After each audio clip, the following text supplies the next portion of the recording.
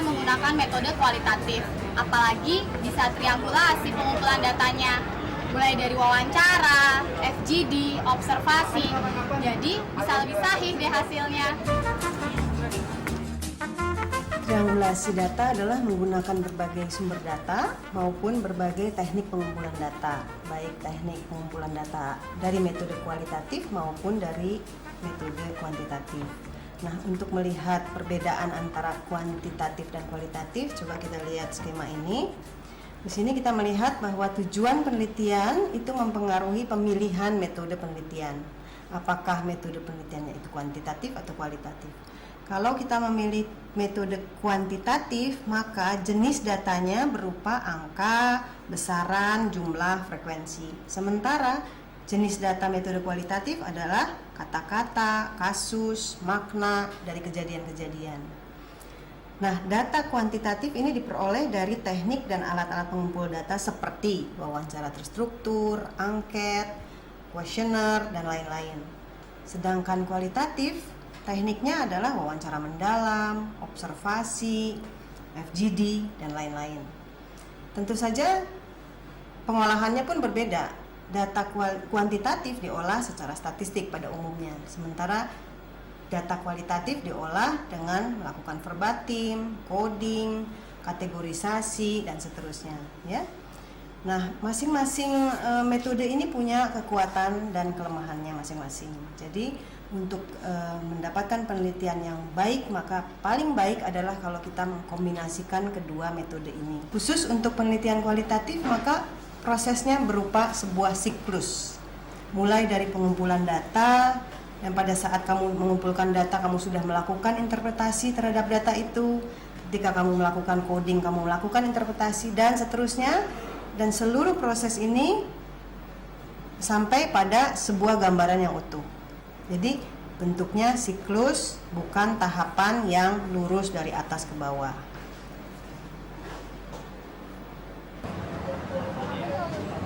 Tapi habis itu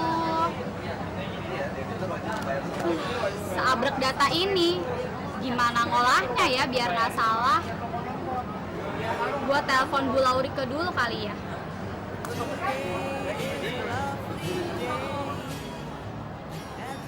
Saya ingin berkonsultasi untuk menganalisa data yang telah saya kumpulkan lagi, bisa tidak?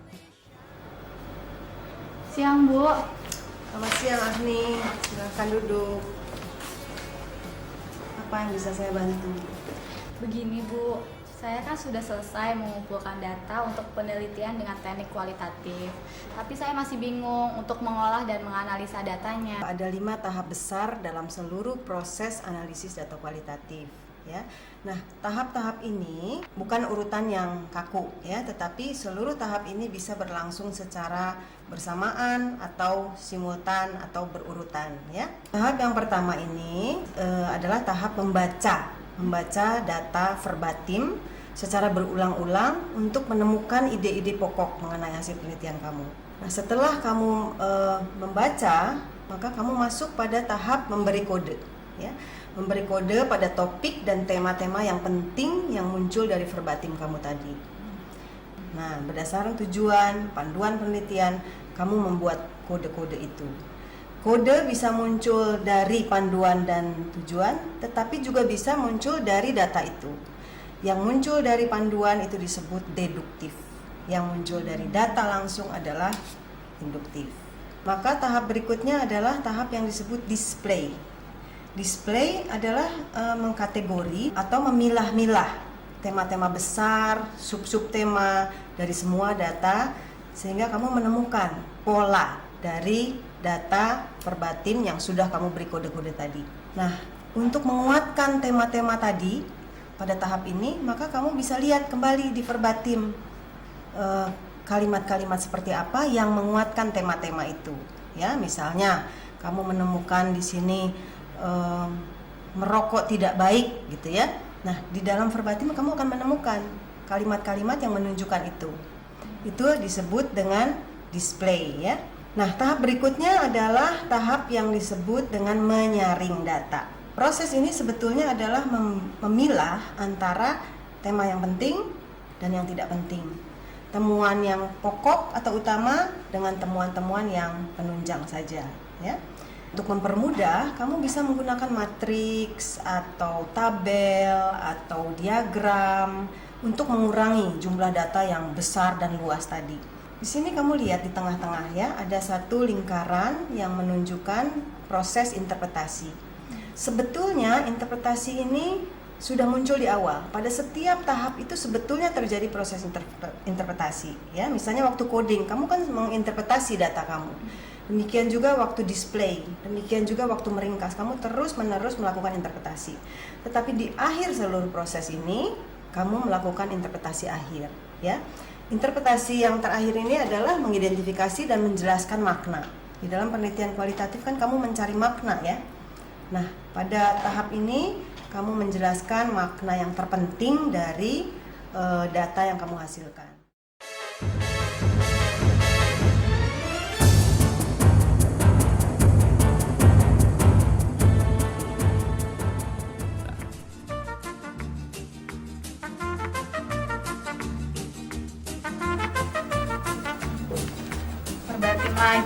Perbatin lagi.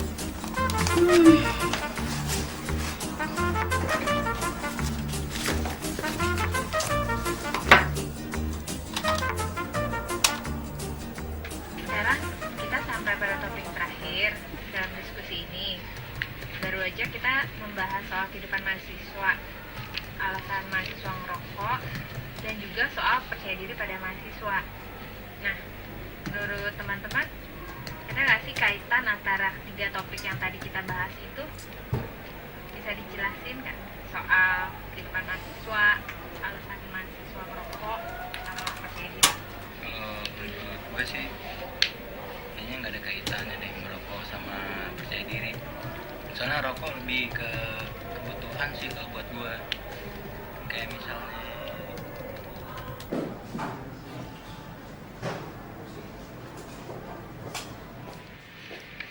gue sih tuh ya, ngerokok tuh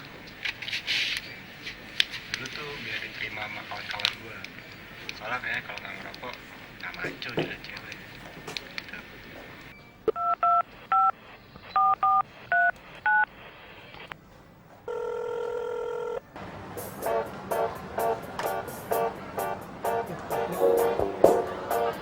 Halo? Ya, Agni ya? Nah, apa gimana? Gimana, katanya lu kemarin skripsi, udah kelar belum skripsinya?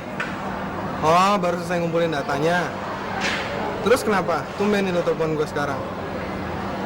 Oh, mau minta bantuin mentransfer verbatim? Gitu-gitu. Menurut informasi yang gue dapat nih, kalau orang yang melakukan transfer verbatim itu adalah orang yang melakukan wawancara atau FGD, sama aja. Gitu. Hah? Oh ya, nih gini. Jadi kalau lu waktu mentranskrip verbatim itu, lu harus bisa menggambarkan situasi, kondisi, dan konteks pada saat lu melakukan wawancara.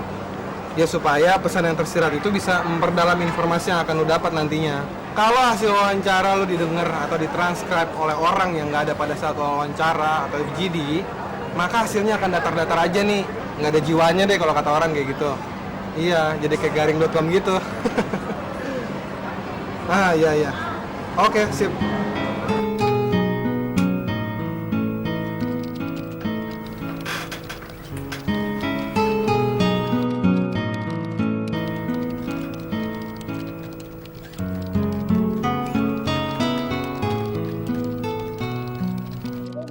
Saya merokok, orang yang percaya diri. Bisa lo jelasin nggak kenapa? Gue ngerasa dengan gue ngerokok, gue bisa sama kayak teman-teman gue yang lain. Momen di saat kita ngerokok bareng, ngerasa gue ngerasa nyaman aja, dan gue ngerasa deket sama mereka, nggak ada perbedaan sama sekali.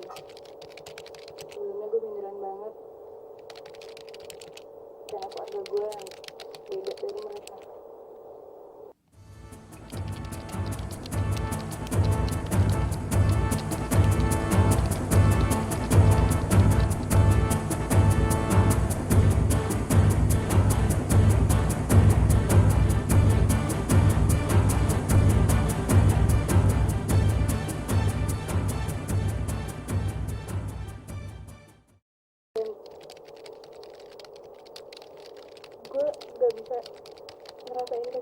mereka lagi.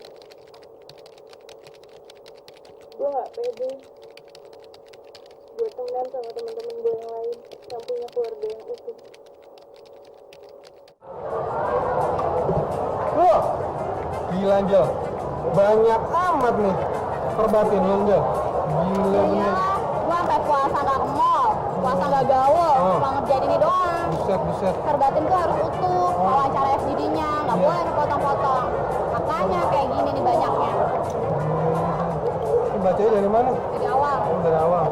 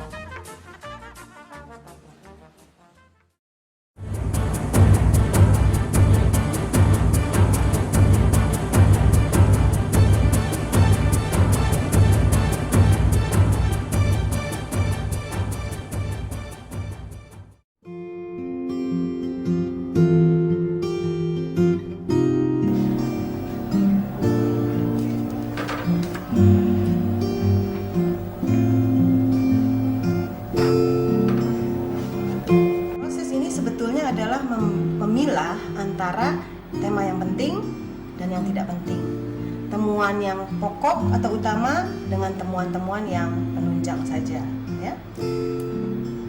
Nah, biasanya untuk mempermudah, kamu bisa menggunakan matriks atau tabel atau diagram untuk mengurangi jumlah data yang besar dan luas tadi. Akhirnya selesai juga penyaringan data gue. Sekarang mendingan gue nelfon Bu Laurika aja nih.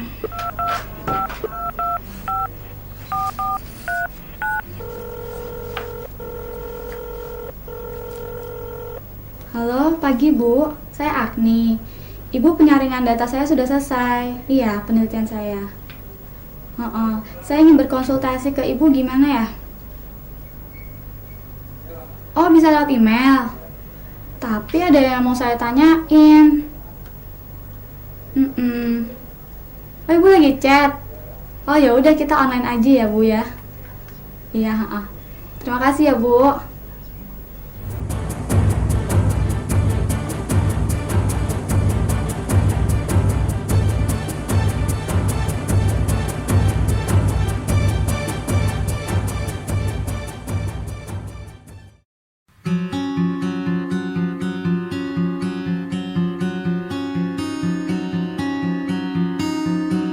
Pack your bags, we're leaving out of town where that big black scar wrapped around your pretty face. Tahap interpretasi yang terakhir ini adalah mengidentifikasi dan menjelaskan makna.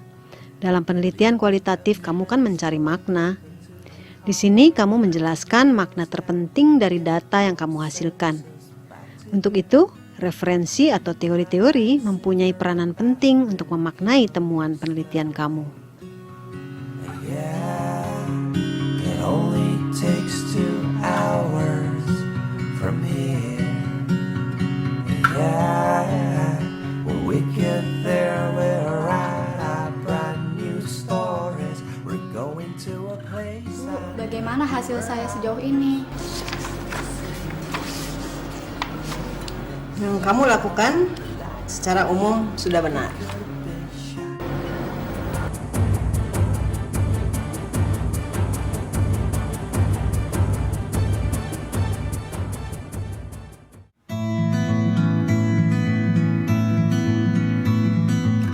Latar belakang masalah sudah. Rumusan masalah juga udah. Tujuan penelitian udah. Semua teori yang terkait udah. Metode penelitian juga udah. Sekarang bab untuk menganalisa data. Gue tinggal masukin hasil interpretasi datanya.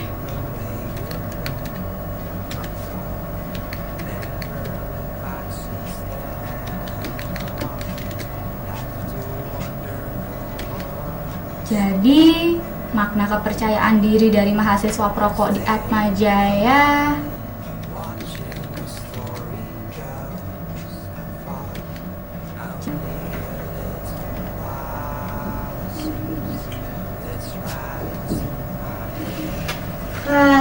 akhirnya selesai juga penelitian gue.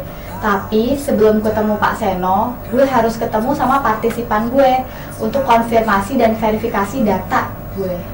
Sita, jadi gini, penelitian gue udah selesai. Jadi hasil penelitian gue That the skies are slow overdue. Stay a while, still get Bener banget tuh, gue banget. taking it hard now. I know show's coming to Skripsi kamu sudah bagus? Iya. taking my final hit. Akhirnya kamu berhasil juga menyelesaikan skripsi kamu. Terima kasih ya Pak. Saya akan sampaikan ke jurusan untuk atur kapan kamu maju sidang. Akhirnya saya bisa maju sidang juga.